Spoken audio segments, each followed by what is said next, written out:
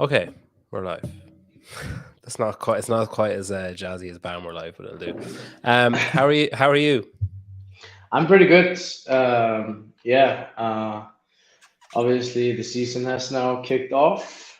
Um, Starting with the Open, obviously, and I think, at least from my perspective and the group that I'm training with now, we like pretty much everyone else. I think that has their eye on semifinals. Um, yeah, we didn't like. Of course, we take the Open seriously and we take the attempt seriously. We want to do good in the attempt that we do on Friday morning, but everything around the Open, like training wise, is not accustomed to the Open, if you know what I mean. But do you have to do you have to like did you have to alter that in your head? Like because obviously before it kind of did matter. Like there was a time Hmm. where you could qualify, or you know, like where it was like really important how well you did, and then that changed. But like, were you just straight away like, oh, that's fine, I'll just do it in the middle of my training, or did you have to kind of bring yourself around to not checking the leaderboard or not worrying about where you were or what other people did? Yeah, definitely. I think because in the past it has been quite important to do good in the Open, especially when the Open was 5 weeks. It really mattered to like you could get a games ticket this one year. Hmm. I think it was in 19. If I won my country, like Iceland, I would get a games ticket. Yeah. So there was a lot on the line then. Uh, and then obviously the training was scheduled a little differently because, it was all about being ready for that one workout once a week and then having the option of maybe doing it again on Monday. But now, yeah, definitely. Like when we did the first one, I was kind of like, well, I didn't feel like the results did it justice with the no reps that I got in the announcements and stuff like that. So I got maybe not carried away, but I found myself on one day thinking like, why am I doing this again? Like, Yeah. why? It really did not matter. It was more, it was not a bad workout to redo again. But then for the remaining workouts, I just didn't want to bother even thinking about doing them again. Did Especially the she run and the burpee pull up. I was never going to do that again. did that judge in Madrid ever say anything afterwards, or was there any conversation? Because like some of them seem pretty harsh, like some of the no refs, and I think she was kind of similar where she did the next one, and it was the same judge, the same Hmm. thing. And isn't she like the Hmm. athlete liaison or athlete something or other? I think she's one of the highest ranked judges that they have at the HQ. Not that I know, but Yeah, you know, I don't, it's hard to say. It's always like a judge's call. Um, like your job is to make it no doubts. yeah, But on the other hand, I've never ever gotten a no rep on my muscle ups, and I think they're all very clean all of the time. yeah. Um, if you're gonna no rep me for anything, it would not be muscle ups. I think it would be something else. But no, we didn't speak about it. It was just like chaos in the room, like at the venue, there were so many people, and like we just focused on doing other things. Like right after, yeah. How does that come about where you're doing the open announcement? Right, like do you like do they approach you months out and say, "Oh, would you like to do this?" And then they organize it and tell you it's going to be in Madrid or whatever? Or is it more like not last minute, but is it like less organized, like far out than that? Yeah, definitely. I mean, I think they contacted me maybe 3 weeks before the first workout. So, I mean, I definitely had time to think, but you have to be quick on accepting or not. But Hmm. obviously, they will take care of everything in terms of flights and accommodation and food and pretty much everything. I think what HQ, what they, at least in my perspective, do very well is with those open announcements. There's so many moving pieces, so many things that need to come together that Hmm. they also need to be applauded for that. I think. I mean, just like being there behind the scenes and seeing it like the day before, and at the rehearsals and stuff like that. Like they really want to make it a good show. I think they really do. Um, and then whatever happens on the floor happens on the floor. But I think just, I think the open announcements are cool. I think it's super nice that they have them, or like brought them back. They obviously haven't been like they used to be over the last couple of years for Mm. um, very different other reasons. But yeah, it's a very cool thing, I think, and I think they really like kind of, yeah, I'm just very happy and like honored to have been invited to take part in one of them. And but yes, they include like who is also invited, like Gabi and Laura are going to be invited. It's BKG and Lazar, they will be invited, and I pretty much have to. I can probably have like a day or two to think about it, but then if I'm not going to say yes, they have to find someone Mm. else. So yeah, um, and since it's in Madrid, it's not that far away for all of us, I think, to travel to Madrid, at least for those four that were invited. So it did make sense for me to go.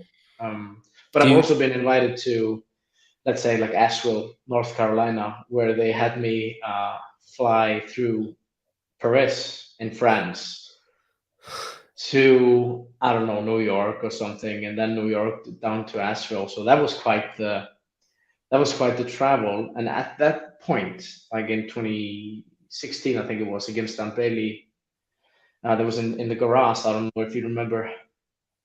Yeah, yeah, Yeah.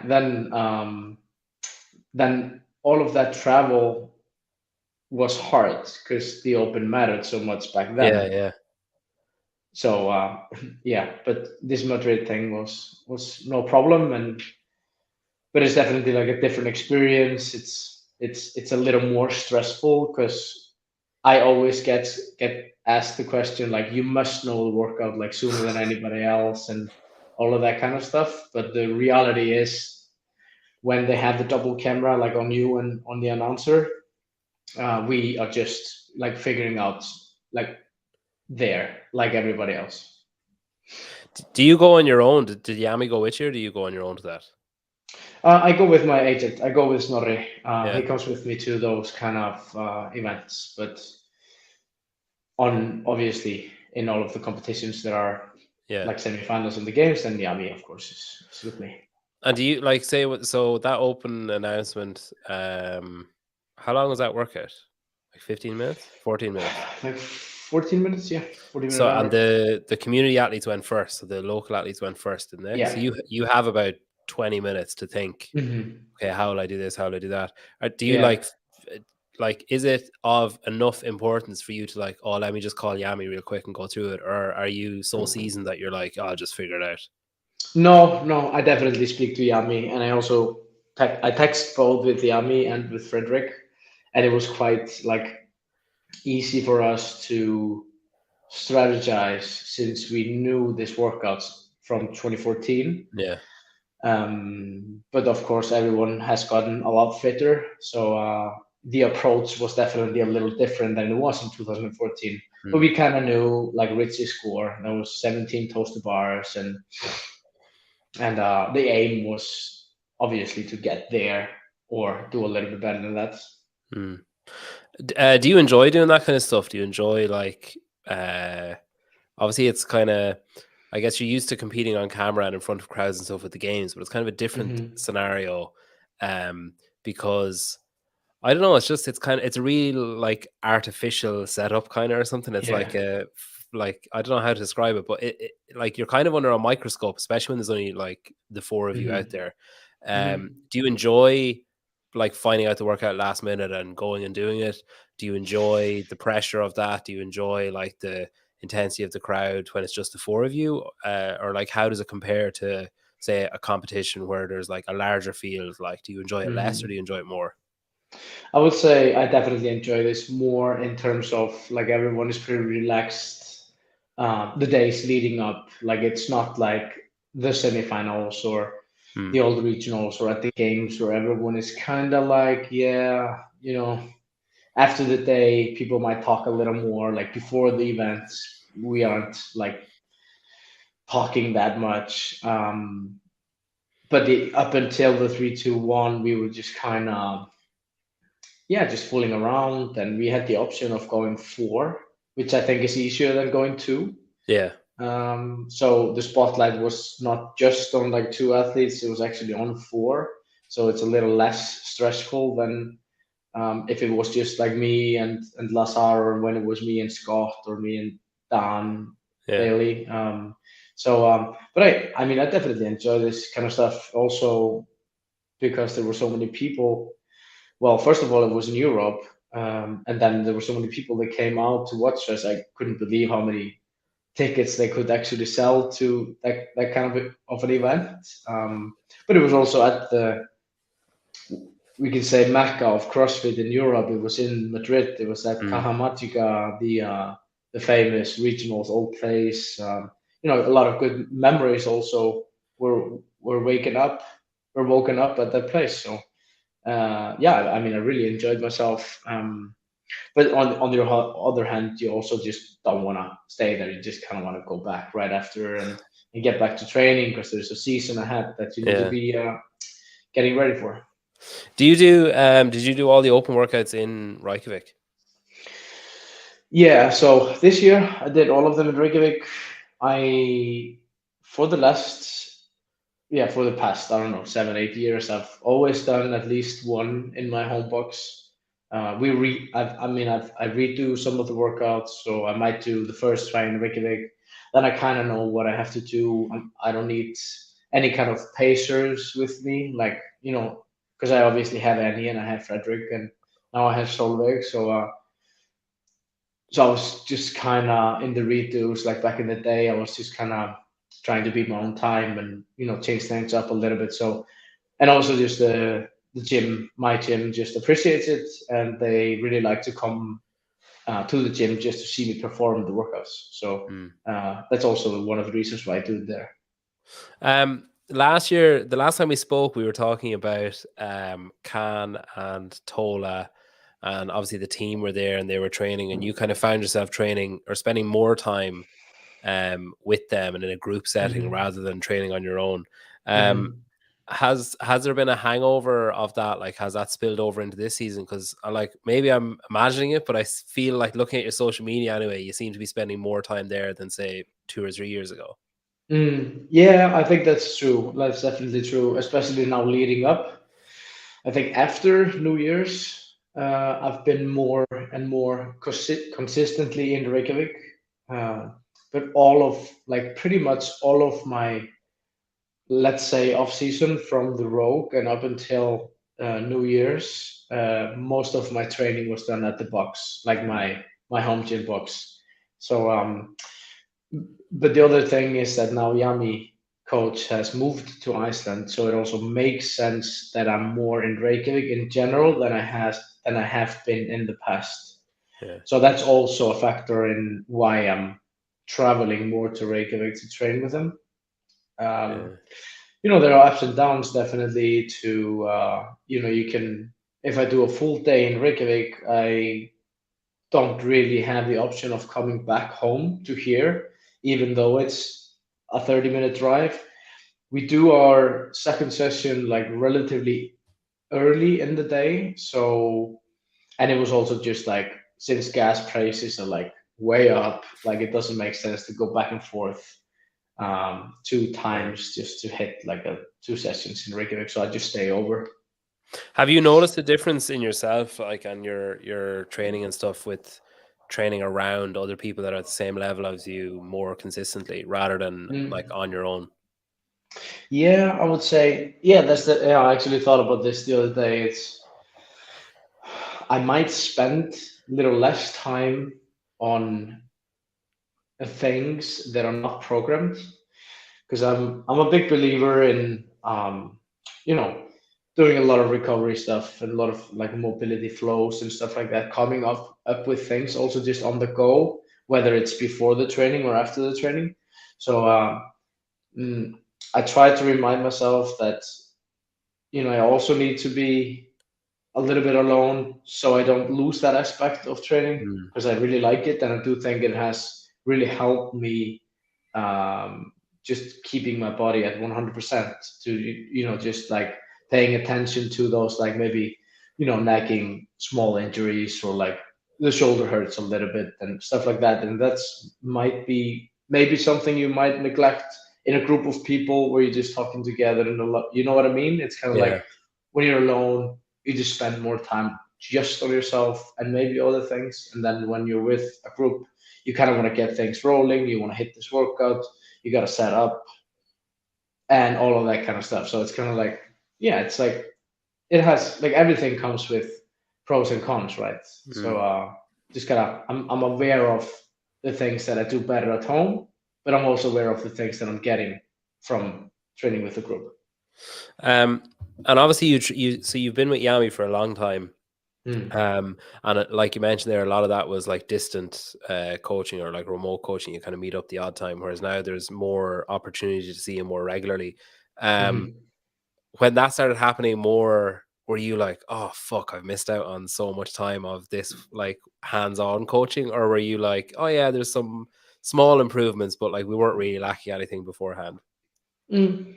I think I think we actually did a very good job with him not being here. It's obviously much better to have him with also just like him explaining a little bit more what he wants out of the session, and he can make adjustments on the go. That's definitely the thing that has changed. But on the other hand, we have been doing this for so long that it's almost like I just have my warm up routine and he has hers. I do my stuff to get ready. She does hers, and then we meet up and we do the workout. So, and all of the hands-on stuff we try to do before the session, like before we actually warm up, if we need to get like let's say a little treated from Yami or something like that, that has definitely helped. But yeah, it's kind of like it's a tricky question. It's been like it's been great to have him. But on the other hand, I've also been training on my own for 10 years. I kind of know at this point Yeah. what I have been doing wrong, and I've figured out a lot of things. Um, but getting the hands on is just definitely like, it's definitely a game changer, and definitely one of the reasons why like both of us are healthy and ready to go to that season. Have you ever had an argument with Yami? Uh, no, not really. It's more like if any of us get frustrated, like me or Annie, and he just kind of needs to, yeah, like cool us down a little bit. And it's like if Because I feel like yeah, he's like, I can't imagine it being easy to argue with him. no, It's like arguing with no, a brick. I just say you get nothing back. Like you're no, like wanting him to blow a fuse and just nothing happens. Like no. There's no way. No, no, no. I've never seen him like go over the edge or anything with us. Like I think he's doing a very good job of like keeping his nerves down and yeah. and calm and just focusing on like us and what's best for us. Mm. So no, not really. I would like to at one point though, just to see how what it looks like. Yeah, just before you retire, you can just Yeah, pick a fight with him and see what he does, see how yeah, he reacts. Although it doesn't he do like martial arts and shit, so maybe I don't know, maybe it's not worth it actually. yeah, like judo and stuff. I don't know if I wanna. Yeah, maybe it's just best if we keep it this way. Yeah, maybe a thumb war or something like something small. Yeah. Um, I was looking at your open stats earlier on, and so say you did like 2012 onwards, Hmm. and I saw 2013 you finished, I think it was like 43rd, and then this year you finished like 45th. So Mm. like worldwide, In the so world, in or the world, yeah. right? Okay. So uh, 10 years pass, the sport obviously changes, the Mm. competitors change, the landscape, everything changes, like the tests change, the programmer changes. It goes from 5 to 3, there's sanctionals, there's all this different stuff happens over those 10 years, and you manage to stay within 2 places of your Yeah. then best finish. Like it's fucking remarkable consistency. Like it's insane. Yeah, yeah. Thank you. First of And all, I think in between those two numbers, there's only once where you're outside the top 50. yeah, In it yeah, was like 73rd or 74th or something, but once yeah, every other time was like a 50 or above. Like it's absolutely outrageous. yeah. I was hurt in, I want to say it was, maybe it was 2021. Yeah, it was recent enough. Yeah, Yeah, 2021. I had strained my back. Well, in the middle of the open, but not doing open workout, but just training. yeah. So yeah, I had a hard You weren't time with gonna the let lift. that you weren't gonna let that 75th place finish pass without explaining why it happened. You weren't gonna just No, let gloss over that. no, no, no. There was no way. Like, no, no. That's true. I mean, I've tried to. Well, I don't really look at the statistics much, but it's nice to see. Like, I know I've seen what you talked about, and to be able to stay, on top of your game and evolve with the sport, because the sport Mm, has obviously evolved a lot. But I have, I have no idea why, but I just might enjoy training, so much. And Yami also comes in there with, his knowledge and his, keeping us on the toes and making new goals every season. So it's never like I go into season uh, thinking, yeah, I'll just do the same thing. And like yeah. I always try to have something new to work. Um, yeah, to work with and try to improve in different areas. So I think that has also kept me on the toes, but also because I'm just like I've talked about before, like I'm not always motivated and stuff. But I think just like if you have been doing something which you probably have for 10 years, it just gets easier and easier to be in that kind of state. Mm, It's just training and trying to be better every year. And you know and it's just nice to have. And I appreciate the good times and I appreciate the bad times. I always try to learn from the mistakes that I make, and I always try to um, understand what I have been doing wrong and what I really need to change or get better at to just level up a bit. But yeah, it's true. It's wild. I cannot even believe it's been 10 years. Like it flies. It really just flies away. I heard. Fuck, I'm not going to remember who said it now. If anyone remembers in the comments, that'd be very helpful. But Yeah. there was an athlete said, gave an interview the other day, and they said like last week, and they were saying how, um, like feeling burnt out and feeling like they just didn't want to compete and feeling like they didn't want to, just had no interest in like going to the gym and went, oh my God, I can't remember who it was. They were like, oh, I went like 8 months. I went maybe going to the gym like once a week, and I Okay. just couldn't, um, kind of lift myself back into it, just feeling tired and like Hmm. low energy and that kind of stuff. It's really going to piss Hmm. me off that I can't remember who it is. Um, Yeah. in 10 years, like that's a long time. I know you mentioned about consistency and stuff, but were there ever times like that where you were just like, what's the fucking point? Like, like just like say when you enter an off season, you finish in August. Was there ever like, did the off season ever go on a bit too long because you were like, oh God, like am I really gonna have to do this whole thing again, another whole year of this? There's no, like it's no, it's quite the opposite actually. I come off the floor usually if I don't make the podium. I come off the floor and I go straight to Yami and I'm like, dude, we gotta work on this. And then he's like, yeah, no. And then we just go back, enjoy a couple of weeks off, then we ease into stuff, and I'm focused on those things that I want to improve. So but I've always been that way. It's not like nobody has had to pick me up, you know and try to convince me to go to the gym or anything. It's like it's one of those things that just like absolutely keep me sane. And because I obviously have, I think, well, if you ask my family, they will tell you that I have a lot of energy. and if I don't spend that energy, things are not so good.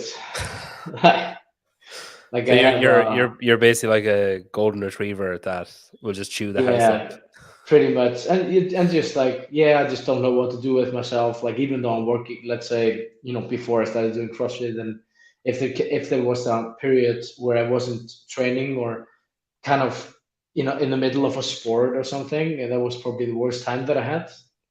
So I was always pretty quick on getting back into something, and sticking with it.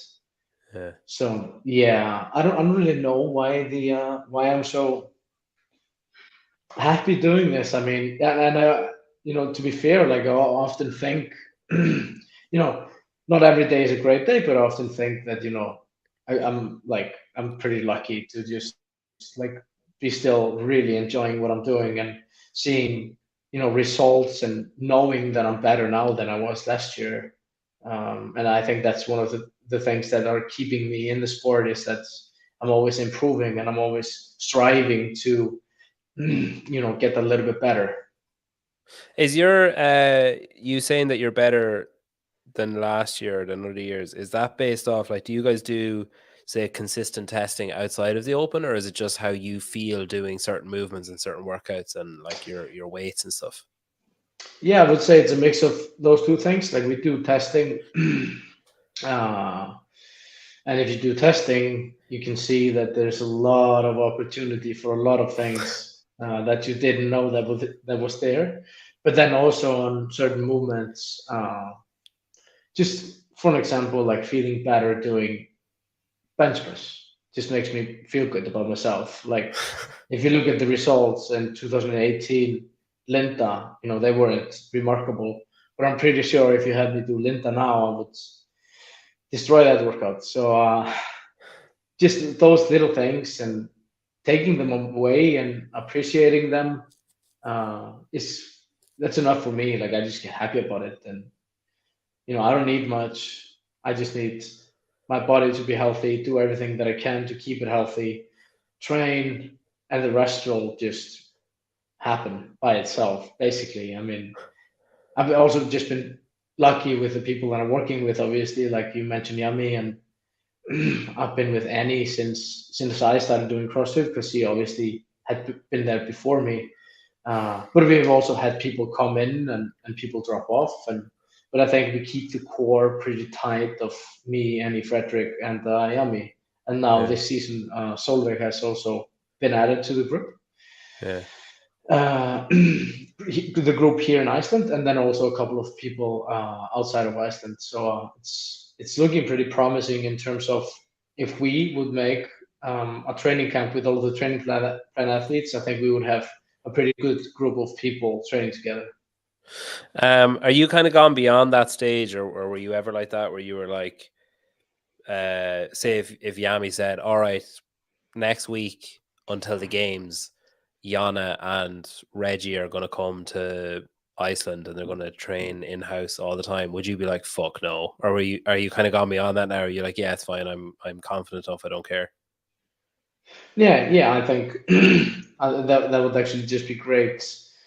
Like I had last season, obviously with Tola and Khan, that was just great. And I think it's also, it comes with a price, definitely. Like it's very easy to jump into competing all the time, and Mm, if you do so and you don't follow the instructions of the trainings, then obviously you aren't doing the training right, and therefore you will get hurt. That's just how it works in professional sport, basically. Like you can't be competing all the time. So we have times where we're doing something for time, and then obviously I want to beat Annie, because I just want to beat her and she want to beat me. And like if I don't beat her, I'll get mad. And if she beats me, or like if I beat her, she will get mad. So yeah, but that's not all of the time. Like we also train, different things, and we do, like you've probably seen, like one of those like Saturday 40-minute EMOMs where the target is to hit like a certain number of repetitions, and then mm, I'm kind of just focusing on myself, but we are training together, definitely. And I think those are definitely the best trainings, where yeah. But just like someone is dying, probably thinking about quitting, but then you obviously won't because you have someone next to you that's trying their best as well, and you don't want to let your training partner down, so you just go and yeah, we pick each other up when things are getting serious. Um, you mentioned Khan and Tola there. You did Wadapalooza with them, um, Yeah, and that was so. The last time you did Wadapalooza was when you won it. That was like 2019 or 19. yeah. That was Um, with Jan and Adrian. Yeah. yeah. How did this year compare? Obviously, you didn't win, so I guess that comparison uh isn't positive. But like, how did it compare? Because I know you're very good friends with the two of them, with Khan Mhm. and Tola after last year. Was it like? Did it kind of stir up any like, oh fuck, maybe team will be fun, like maybe it'd be fun to do that myself, or are you purely like that's what happens in Miami stays in Miami and that's team is done? Yeah, definitely. Yeah. If I have to say it, like I kind of already knew because I like to believe that I have still a lot of potential in the sport, and I haven't proven to the world like how good I actually am. I know that I'm consistent, but I think that I have a lot more to prove, and that time will come definitely. That I will be interested in the team training. And it wouldn't hurt to have a team with individuals like Tola and Khan, but I think in Miami it was mostly about getting together and just kind of see the guys again and compete with them. And you can also see just like it's totally different to do a team than individual, just from the experience. For an example, that Tola has. Tola was definitely the leader that weekend from the get go. Like he exactly knew like how to approach things and strategize and all that kind of stuff. So I was just like following whatever he said, and it's definitely like it's just a different thinking to how you approach everything when you have a team, and team with like big egos and stuff, and sometimes you have to let go, and Tola is much stronger than I am, and he was just gonna jerk that 405, and I had the front squat, those kind of things. But that's also fun. It's a different aspect to the training, and since it was in December, we weren't too serious about what was happening. But it was a great fun. You obviously have seen the atmosphere at the Hmm. Waterpalooza. It's just a festival. It's just it's one of those competitions where when I retire, it's probably one of those where I will just still go and watch and catch up with people. Yeah, you just do a Hepner and just sub in for people last minute as well after Yeah, retire. That'd be good. yeah, something like that, definitely. um, you spent a lot of time with Tola last year. Were you surprised to see him in second when the Open was finished, or were you like, yeah, that makes total sense on what I saw? Yeah, I mean, I think I was less surprised than many people. Hmm. I think he definitely surprised a lot of people. But I mean, I've seen his work ethics and how much he really cares and how well he takes care of himself and his body and what he eats and how he sleeps. So, but don't get me wrong, it's not like I've seen him sleep, but I just know that he sleeps well. It's like Yeah. Uh, but no, he's willing to work very hard. Um, Obviously, we saw him doing the Open last year. Maybe the workouts weren't for him or whatever for some reason, I don't know. But then onwards, he only did things with his team, so we didn't see like really throughout the season how he was evolving as an individual. And then I think he just went back to focusing on training right after the games, and he's definitely shown that he's capable of a lot of things. And Hmm. if you think about it, like let's say Tola gets the capacity that an individual at the games has, and with his strength, man, I'm gonna be retired by then, um, hopefully. if you what age are you now? I'm 30. Okay. And you said that you have you feel like you still have a lot of potential. Have you got like a number in your head of like, okay, when I'm 34 or oh, when I'm 33, or have you got something in your head? Yeah, I would probably say like once I enter the masters, I think it's an early stage. I feel like to have a masters category. Obviously, well, it might make sense, but like a 34-year-old is still kind of young. I feel, especially I don't think I well, don't if you think look at yeah, 27-year-old BKG wouldn't have said that. It's only now because you're in your 30s that you're like, oh, it's too yeah, young. yeah, It's too young. definitely. I have a different aspect to life now because I'm 30 now. Yeah. But yeah, let's say up until the Masters, I don't think I'll do the Masters. Like I'll probably just switch on the teams by then or something. Okay. Um. Okay, People that's are interesting. probably realizing, like, if they're watching this, they're probably thinking to themselves, like, how on earth, like, is he willing to do teams as well? After being in the sport for at that point, like, if I get 34, well, what has it been by then, like 14 or 15 years or something? Yeah, that could be potentially 13 games appearances, Yeah. So 14 yeah, we'll games see. appearances. Yeah, that's probably true. Like I'll have to see like how I'm how I'm holding up by Yeah. then.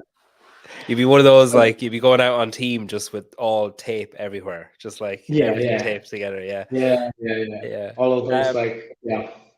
do you do you have a plan? Obviously you've got like say a kind of a fairly steady, obviously it's reliant or it's dependent on your athletic abilities and being able to fulfill obligations and stuff and be visible in the sport, but like you have a fairly consistent income with sponsors and that kind of stuff, and then like competition earnings when you get them and stuff. But like, have you got a plan of like, say when you don't compete, like have you got a Mhm. long term, like a retirement plan from sport of like, oh, I want to open my own gym, or I want to program for people, or I want to coach, or I want to run a business, or I think that's definitely one of the options that I will have.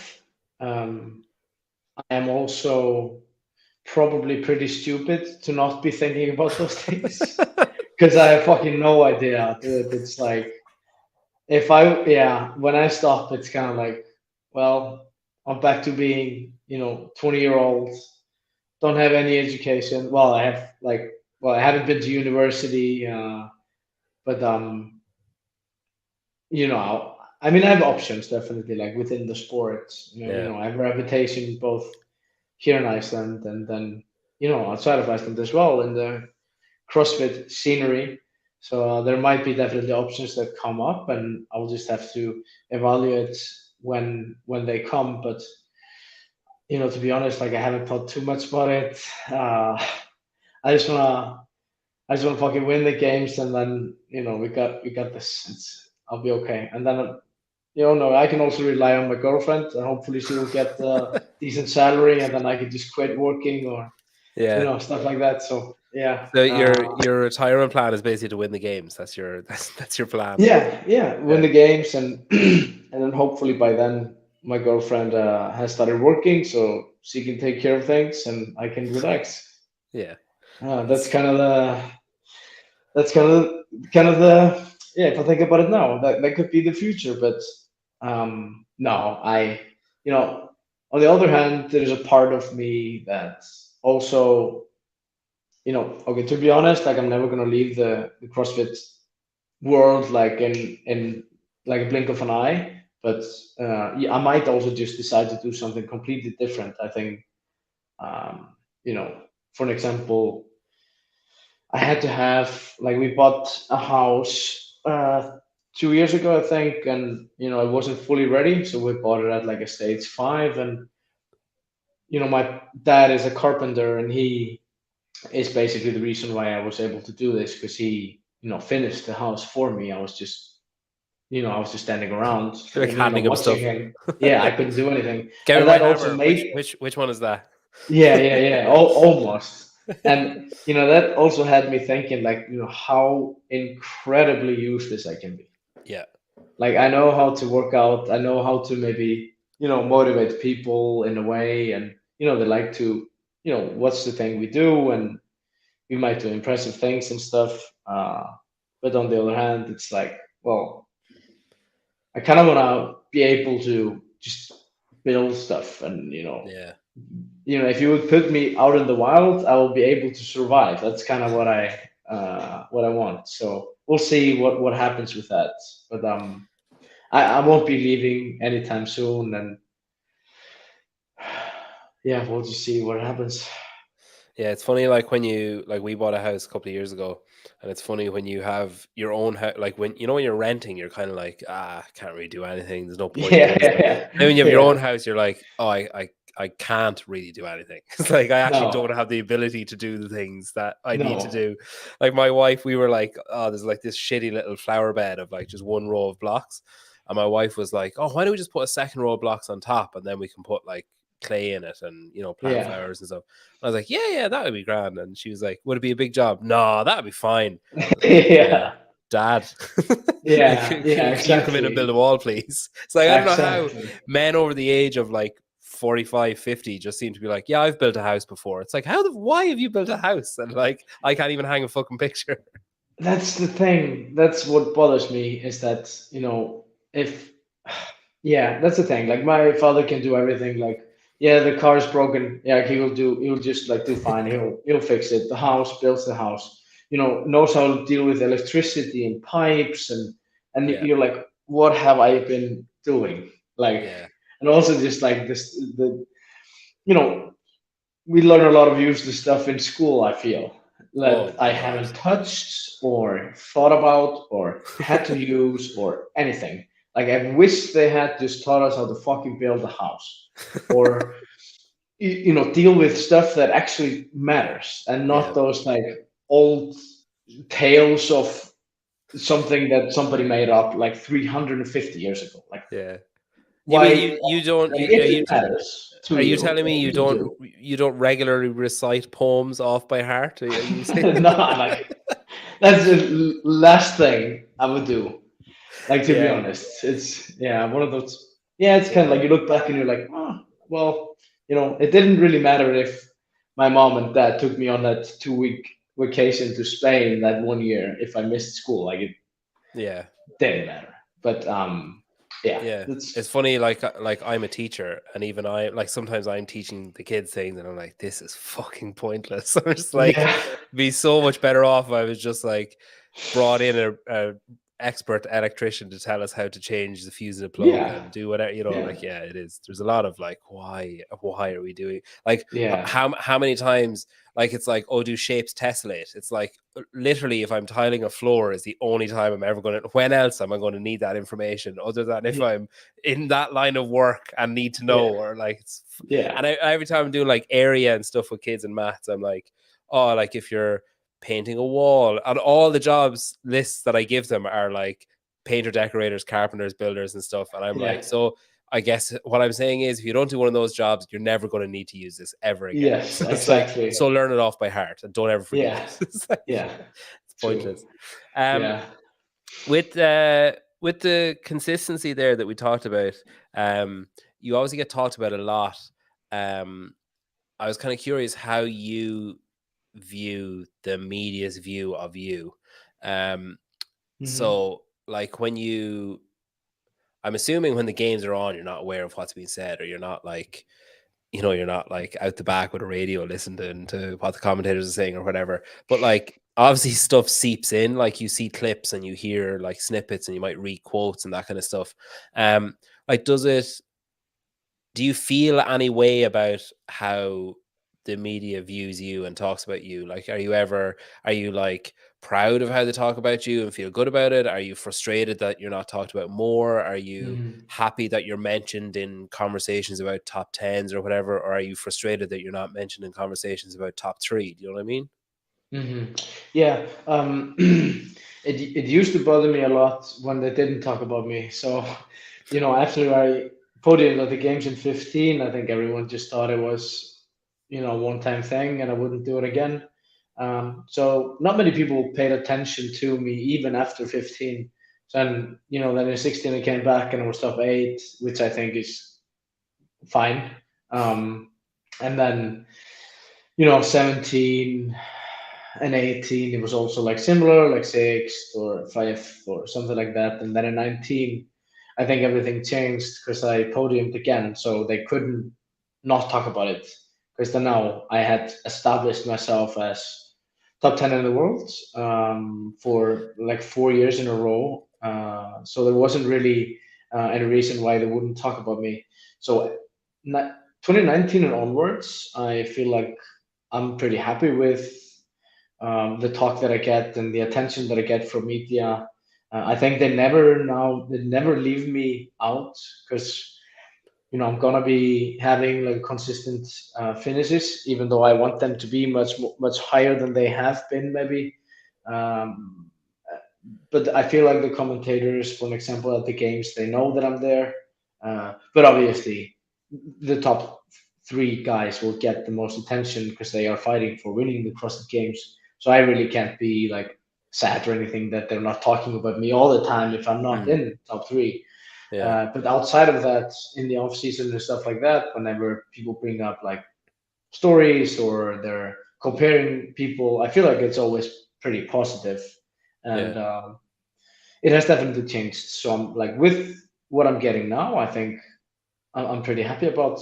But I was getting pretty irritated up until 2019, and it was even in the after the games in 2019 when we had the press conference. It was like me, Matt, and Noah was second in 19. Yeah, yeah, we were asked questions from different media in the press conference, and one of them like didn't even know that I finished on the podium in 15. So it's kind of like, well, if you would have talked about me in 15, you would have known.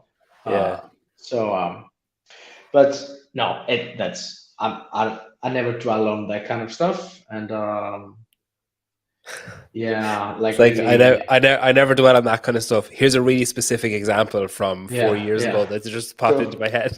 yeah, um, what I basically mean is that I'm not losing sleep over it. yeah, yeah, no, I get you, I get you. Um, does it like say last year? Obviously, you were there was you had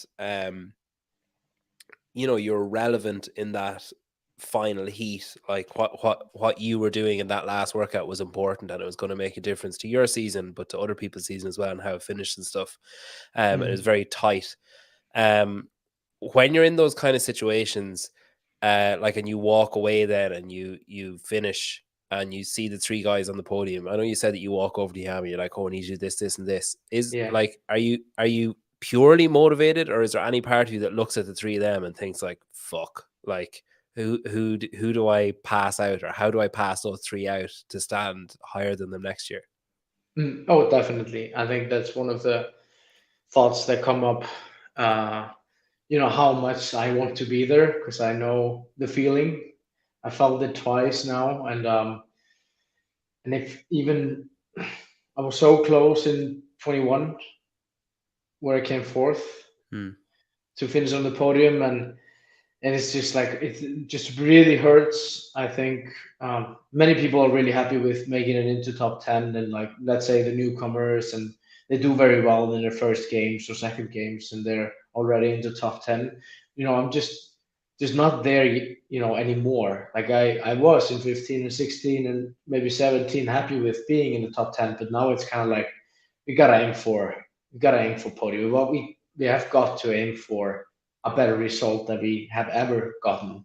So, every year that I'm not on the podium, I just look in and, I'm very sad inside, very just annoyed, sad, like thinking back, like what did go wrong, and what was the reason for this and that, and all that kind of stuff that flies through your mind. But on the other hand, you're also a competitor and you try to be an honest one, and I'm obviously happy for everyone that's ahead of me, and the one, especially when Justin wins and somebody takes second like Roman and then Ricky. I mean, it's good for the guys. It's not like I hate the dudes or anything. It's like I'm a competitor. I know how to be a competitor. I've been competing my whole life, and I'm not a sore loser. I'm just like to look inside and immediately think, what is it that I can do better? Yeah. to be, in their spot. So yeah, you're only as good as like you are right now. Like everything else is just history. So um, I guess I'll just have to prove to everybody that I'm still there, and I'm still just as hungry. Because you know if I wasn't that hungry, if I wasn't this motivated, well, first of all, there's no way I could be on this level. Um, and then second of all, like there's no way I would just be happy with being relevant. That's Mm. also not what I want. I want to be, stand on top of there, up on top of the podium. And I think everyone within the top 10 now, or top 20, or yeah, or something like that, they want to win. Like at least, like I couldn't do this if I was just thinking about staying relevant, or yeah, I don't know. It's just winning is just totally different animal from coming second or in any other place. Mm. And that's just what you strive for. Like you live for those moments that have happened earlier in the career, and you do everything in your power to relive those moments. Um, do you notice it? Because obviously you've been around a while. Do you notice the difference in people, say, their first year, their second year, their third year, like their attitudes, like how they conduct themselves, how they Mm. behave? Like, because I heard, was it Justin Kotler was saying that, say, last 2020 and 2021, he noticed Mhm. that Justin was like bubbly and like joking around with people and like milling around and chatting a lot to people and stuff. And then he said that last year it was like nope, like there was none of that from him. That it was like business and isolating himself from the group and then going out and competing and then isolating himself again. And that he kind of was like, oh, that's a big shift from previous years. Like, Mhm. do you notice that about him or about anyone else that maybe pops up and then you see them coming back and you're like, wow, you have changed your outlook entirely from what you were last Mhm. year? Yeah, when I think about it now, because no, I do not think about it at all. Like you could have someone that was very talkative in 21, and then in 22, if he wasn't, like I would never Yeah, ever think about it. Like I would yeah, never even notice. Like just because I'm focusing on myself. But when he says it, and when you say it now, then yes, it definitely makes sense to me that if I think back, yeah, he was definitely like a more, into just chatting, and then if I think about him last year, he was definitely like a little more closed off. I don't know if that was because he felt like more threatened, or he has also more to prove. He has to win again, um, and then he has Roman and Ricky and Jeffrey Adler. They were all looking exceptional at the games last year. mm, So I mean, and if you have like three guys that could also win, then I guess you get quite serious, like no yeah, matter what. It's a little different if you just have one guy that's competing against you, and then you might have someone that comes in between you, and that kind of relaxes your nerves a little bit, because like you're beating him in everything, but he's close enough, so it's not like, you know what I mean. But now we yeah, had so many great, great guys coming up, and you know Jeffrey could have won Roman Ricky, or at least Roman could have won the games. I mean, it was quite like he was leading yeah, for a long time. So um, yeah, I get it. I definitely get what he means by him being a little more serious now, and but then he just comes out of wins, and then you know that year, like in 2021, he would just go and win the Rogue as well, and yeah, he made a lot of money over the last 2 years. That's for yeah. sure. That's his retirement plan. Yeah, Yeah. yeah. Um, the landscape's obviously changed again this year. So we have last year we had lowlands and strength and depth, and you Hmm. you qualified through lowlands, and Yeah. now this year we have just one European semi-final, and it's still a little bit up in the air how many spots and stuff. It'll become clearer after quarterfinals. Mhm. how many spots there will be. Like, do you care anymore? Like, are you just like, yeah, it doesn't really matter. Like, you've had the regionals, you've had the Meridian regional, you've been in the European Mhm. regional, you've had like the big year of regionals, you've or whatever that was, 2018. Then you had the sanctionals and that system, and then you had Mhm. semi-finals, and you had national champions, all that kind of stuff. You've had like, in your 10 years, there's probably been 10 or 12 different ways that you could have qualified in different years. So Yeah. now are you just like, fuck it, I don't care, it's just the next step? Or are you like, oh god, is this harder now because there's more of us? Or is it easier because there's more people to come between me and other people in my strong workouts and that kind of stuff? Or have you thought about it at all yet? Yes, definitely. I think we made the conscious decision of treating the semifinals now as a proper, very important competition. Maybe even, um, maybe we want to even be like even readier for the semifinals now. Well, there are a bunch of different reasons. I mean, yeah, it might be 10 spots, it might be 12 spots or 11 or whatever Mm, it is. But we're also 60, and this is going to be by far the biggest CrossFit competition in Europe from in history. yeah, This is going to be the crown. This is going to be everything. Like this is the competition that you want to win, and it's not just about the tickets. This is going to be by. It is. I think because it has always been like 30 or 40 guys. Now we're up to 60, and we've got a much bigger venue that takes, I don't know, like 12,500 people or something in seats, or even mm. more. Uh, so It's the same. It's the same place as 2019, isn't it? In that place, 18, no, it's not the same place. It's a new one. is it? Oh fuck. Yeah, Okay. it's the Fussi Berlin, the handball team from Berlin. It's the I think it's the home venue for those guys. It's quite like, and this is going to be a really big competition. I don't know if the seating in 18 were less or more, but Yeah, I only know that there are so many people. The tickets will definitely sell out, and you will have the strongest European CrossFit competition in history. yeah. So we have got to be ready. So is Like that the you're desperate to win that? yeah, yeah, yeah. That's uh, that's what we are focusing on. Definitely. That's Quarterfinals, yes, definitely as well. It's going to be a serious one. It's also a little different because obviously it's from home. It's the fucking floor plans, making sure that you don't get penalties for early starts, or your tape line was 5 centimeters too close to the wall, or stuff yeah, like that.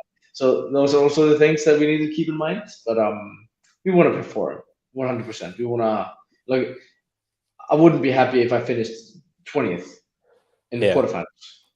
Like, I would get nervous. yeah. So I'm gonna make sure that I don't finish 20th. Do you is there someone with the training plan who just does all that shit? All that, like, I'll measure out your floor, I'll do all that. Is there like one person that everyone just gets to do that, like a dog's body, who's like a math nerd or something? Yeah, we definitely need someone that we can trust, and I think that's gonna be Ami and Frederick. I think as soon as we get the floor plans, I think they are going to go to the gym the night before and set up for the workouts that are on the next day. Okay. Um, how many they are, I don't really know. I think it's like two, and then one on Sunday. That's at least what we had for the last couple of years. So we'll take care of that beforehand, so we don't have to show up and start by setting things up. It doesn't make Yeah. any sense. And I've also heard that now they will only give us like two workouts at a time. Yeah, yeah, they're gone back to the way that they did it the other time. They said originally, "I Yeah, we'll tell you them all on Thursday," and now they're saying, yeah, "No, we'll tell you," like, whatever fucking reason they have for changing it now. But anyway, they've yeah, changed it. yeah. It's just It just like, like they like to change stuff up. yeah, it's just like Yeah, keep you on the toes. everyone seems pretty happy with this quarterfinal thing. Let's fuck it up. Let's ruin the thing people like about it. Yeah, Um, absolutely. yeah. Well, look, I'll let you go. It's been great catching up, which is always good. Having a chat with you. I just have seen there, like, So for the last, I don't know, ages, there was like 5 comments, and then all of a sudden it just jumped, and like all the rest of the comments appeared. So sorry, I haven't been reacting to comments that were coming in. But listen, thanks. It's been great getting to talk to you. Best of luck with quarterfinals. They're this weekend. Best of luck with that. Hopefully you're well inside your 20th your 20th spot. You're not looking over your shoulder. And yeah, I'll see you in Berlin then. I'm going to Berlin as well, so I'll try and catch Awesome. up with you there. That'd be nice. Yeah. Thank you so much for having me on the podcast again, sir. It's always No an honor. problem. No problem. I'll see you in Berlin. Yeah, sounds good.